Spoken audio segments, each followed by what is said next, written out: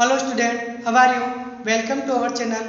आज हम ग्रेड 7 में सब्जेक्ट हिंदी चैप्टर नंबर 5 हिंद देश के निवासी नामक कविता पढ़ने और समझने वाले हैं। आपके पाठ्यपुस्तक में हिंद देश के निवासी जो कविता दे रखी है उनके कवि का जिक्र यहाँ पे नहीं हुआ है। तो चलिए अब हम हिंद देश के निवासी नामक इस कविता को पढ़ें और समझें।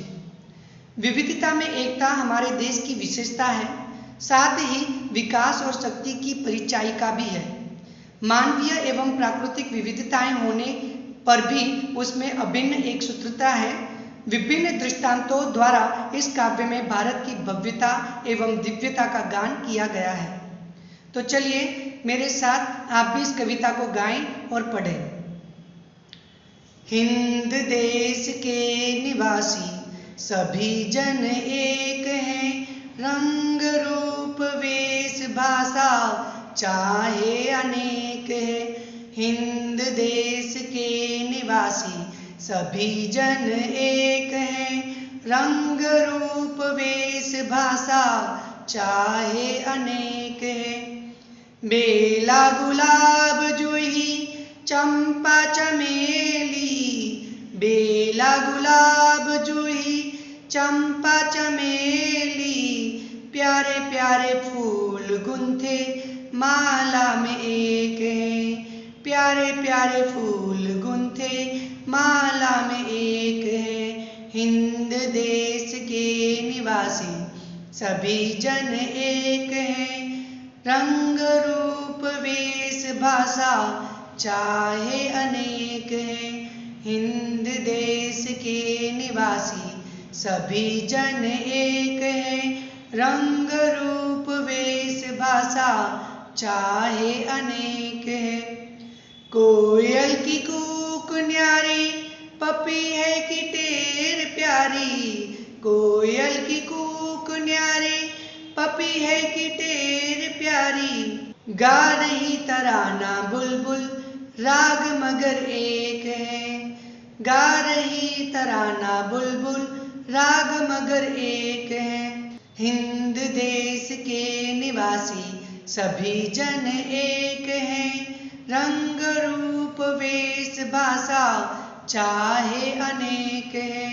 हिंद देश के निवासी सभी जन एक हैं, रंग रूप वेश भाषा चाहे अनेक है। गंगा यमुना ब्रह्मपुत्रा कृष्ण कावेरी, गंगा यमुना ब्रह्मपुत्रा कृष्ण कावेरी, जाके मिल गई सागर में हुई सब एक है। जाके मिल गई सागर में हुई सब एक है। हिंद देश के निवासी सभी जन एक हैं, रंग रूप वेश भाषा चाहे अनेक है। हिंद देश के निवासी सभी जन एक हैं, रंग रूप वेश भाषा चाहे अनेक है। धर्म है अनेक जिनका सार वही है, धर्म है अनेक जिनका सार वही है। पंथ है निराले सबकी मंजिल तो एक है, पंथ है निराले सबकी मंजिल तो एक है। हिंद देश के निवासी सभी जन एक हैं, रंग रूप वेश भाषा चाहे अनेक है। रंग रूप वेश भाषा चाहे अनेक है। तो बच्चों, आपको ये कविता पसंद आई होगी। अब हम इस कविता के बारे में समझें कि आखिर में ये कविता क्या कहना चाहता है। मैं आपको बता दूं, यह कविता एक राष्ट्र प्रधान कविता है। देश के सैनिकों के या नौजवानों के लिए ये कविता प्रस्तुत की गई है। आपको मालूम है इस भारत के कितने ही नाम पड़ चुके हैं। राम के जमाने में इसे आर्यव्रत नाम के नाम से जाना गया, फिर महाभारत में इसे सिंध देश के नाम से जाना गया। भारत में जब अंग्रेज आए तब इस भारत का नाम हिंद नाम पड़ा। फिर उसके बाद मुसलमानों ने इसे हिंदुस्तान नाम दिया और अब हम इसे भारत नाम के नाम से जानते हैं। तो यहाँ पे कवि कहना चाहते हैं कि हिंद देश के निवासी सभी जन एक हैं। हम कैसे हैं? हिंद देश के निवासी हैं। और कैसे हैं? सभी जन। जन का मतलब होता है लोग। हम सभी अपनी अपनी बिरादरी के हिसाब से पहले अलग हैं, लेकिन उससे पहले हैं हम भारतीय। इसलिए कवि कहते हैं कि हम हिंद देश के निवासी हैं, इसलिए हम सभी एक समान हैं। रंग रूप वेश भाषा चाहे अनेक है। इस भारत में कितने ही प्रजातियां रह रही हैं, उसके रंग रूप आकार वेश भाषा ये सब कुछ अभिन्न है, भिन्न भिन्न है। आप देखते होंगे कि फ्लैट में एक ही जाति के न जाने कितने लोग रहते हैं। कोई मद्रासी है, कोई मराठी है, कोई हिंदू है, कोई यूपी साइड का है, कोई गुजराती है, काठियावाड़ी है। तो ऐसे अलग अलग है, उनके चेहरे भी अलग हैं, भाषा भी अलग है, वेशभूषा भी अलग है, रहन सहन भी अलग है, खान पान भी अलग है, सब कुछ अलग है, फिर भी वह भारतीय कहे जाते हैं। और इसके अलावा अगर हम अंग्रेजों को देखें, विदेशों में देखें, तो सभी एक ही शक्ल के दिखाई देते हैं। चाइनीज लोग देख लो, एक ही शक्ल के दिखाई देते, पता ही नहीं चलता है कि कौन व्यक्ति को मैं मिला था और यह किसे मैं दोबारा मिल रहा हूँ। इस तरह से समझने में हमें भूल हो जाती है कि आखिर में ये व्यक्ति कौन है।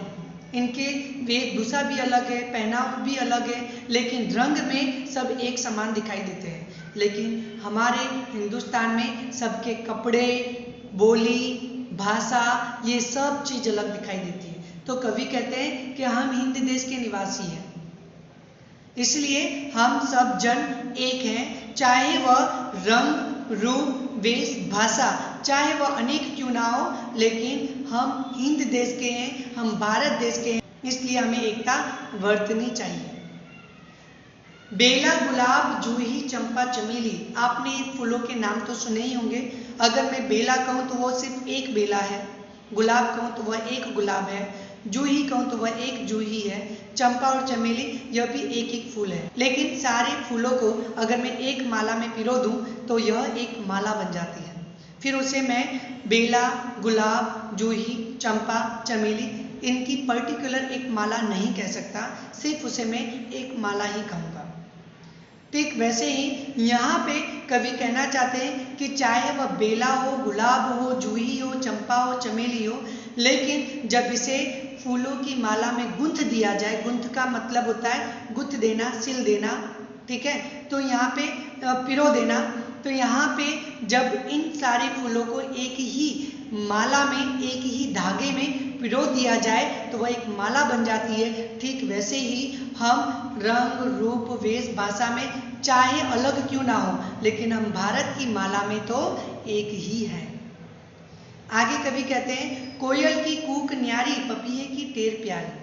आपने कोयल की आवाज़ तो सुनी होगी और पपीहे की आवाज़ भी सुनी होगी और बुलबुल की तराना भी सुना होगा। तो यहाँ पे ये कोयल, पपीहा, बुलबुल ये सब गाते हैं अपनी अपनी आवाज़ में, लेकिन सभी की आवाज़ है कैसी? मीठी ना। तो जो मीठी आवाज़ है तो इसका मतलब यह हुआ कि कोयल, पपीहा और बुलबुल इनके गाने का ढंग, राग का मतलब होता है गाने का ढंग, ये सब अलग अलग ढंग से वो गा रही है, लेकिन इन सभी की आवाज़ तो मीठी ही है, मतलब गाने का ढंग तो मीठा ही है। तो ठीक वैसे ही भारत देश के वासी यह भले ही अलग अलग राज्य में रहते हो, लेकिन फिर भी वह एक हिंदुस्तानी ही कहे जाएंगे। नेक्स्ट हम देखते हैं, गंगा यमुना ब्रह्मपुत्रा कृष्णा कावेरी, जाके मिल गई सागर में हुई सब एक है। यहाँ पे कवि ने यह कहा है कि चाहे कितनी भी नदियाँ हों, गंगा, यमुना, ब्रह्मपुत्रा, कृष्णा, कावेरी भले ही अलग अलग स्थान से निकल रही हो, भले ही ग्लेशियर से इनका पानी का जत्था बढ़ता जा रहा हो, अलग अलग राज्य से भी वो भले ही बहती हो, लेकिन सभी नदियों का अलग अलग निकलना, अलग अलग जगह से बहना, लेकिन आई आखिरी पे तो वह समुद्र पे ही मिलती है। इसलिए कवि कहते हैं कि गंगा, यमुना, ब्रह्मपुत्रा, कृष्णा, कावेरी यह भले ही अलग अलग स्थानों से निकल रही हो, लेकिन जाके मिल गई सागर में हुई सब एक है। सागर का मतलब होता है समुद्र, लेकिन ये सारी नदियां आखिर में मिल तो समुद्र में ही जाती हैं। नेक्स्ट पंक्ति पढ़ते हैं। धर्म है अनेक जिनका सार वही है, पंथ है निराले सबकी मंजिल तो एक है। कवि कहना चाहते हैं कि इस भारत देश में अलग अलग प्रकार के लोग रहते हैं। जितने प्रकार के लोग रहते हैं उतने प्रकार के उनके धर्म भी हैं। हिंदू, मुस्लिम, सिख, ईसाई, जैन, पारसी, ऐसे सब अलग अलग प्रकार के धर्म हैं, लेकिन इनके धर्म में हमेशा अहिंसा करना सिखाते हैं। कोई भी धर्म ऐसा नहीं है कि जो हमें हिंसा करना सिखाए, अहिंसा करना ही सिखाते हैं। परमात्मा के बारे में बताते हैं। तो परमात्मा सबका एक है। भले ही धर्म के हिसाब से जो ज्ञान हमें मिल रहा है, लेकिन पहुंचना तो उस परमात्मा के ही पास ना। तो कवि यहाँ पे कहना चाहते हैं कि भले ही धर्म अलग क्यों ना हो, लेकिन हमें आखिरी पर परमात्मा के ही पास पहुंचना है। भक्ति के रास्ते अलग हो सकते हैं, भक्ति की लिखी हुई किताबें अलग हो सकती हैं, लेकिन परमात्मा का गुण धर्म तो वह एक ही होता है। हमारे धर्म में परमात्मा के बारे में जो बताया जाता है, ठीक वैसे ही परमात्मा के बारे में अन्य धर्मों में भी बताया जाता है। हम बचपन से लेके जिन देवी देवताओं को पूजते हैं, वह देवी देवताओं हमारे लिए परमात्मा है, लेकिन दूसरे धर्म में दूसरे देवी देवता उनके लिए परमात्मा है, लेकिन है तो परमात्मा ही ना। तो ठीक कवि भी यही कहना चाहते हैं कि भले ही धर्म अलग क्यों ना हो, लेकिन सार का मतलब सारांश, सार को हम थोता भी कह सकते हैं। जैसे कि गेहूं हम फटकते हैं तो उसका जो सार जो है वो अलग हो जाता है, और जो कचरा जो होता है वो अलग निकल जाता है। तो ठीक वैसे ही जब हम धर्म की किताबें पढ़ते हैं या धर्म गुरु के पास से हम शिक्षाएं लेते हैं, तो हमें जितना ज्ञान लेना है वो ज्ञान को हम अर्जित करते हैं, और बाकी की जो चीज़ें हैं उसे हम साइड में ही छोड़ देते हैं। तो कवि कहना चाहते हैं कि धर्म भले ही अलग क्यों ना हो, लेकिन परमात्मा का जो सार है वह तो सभी धर्मों में एक ही सिखाया जाता है। और पंथ है निराले सबकी मंजिल तो एक है। कवि कहते हैं कि यहाँ पे रास्ते, पंथ का मतलब होता है रास्ते तो सबके अलग अलग हो सकते हैं, लेकिन मंजिल तो सबकी एक ही है। तो बच्चों, आपको ये कविता पसंद आई होगी। इस कविता को दोबारा से सुनिए और दोबारा से समझने की कोशिश करिए, और इसका गान भी दोबारा से कीजिए। फिर मिलते हैं दूसरे लेक्चर के साथ। तब तक के लिए नमस्ते।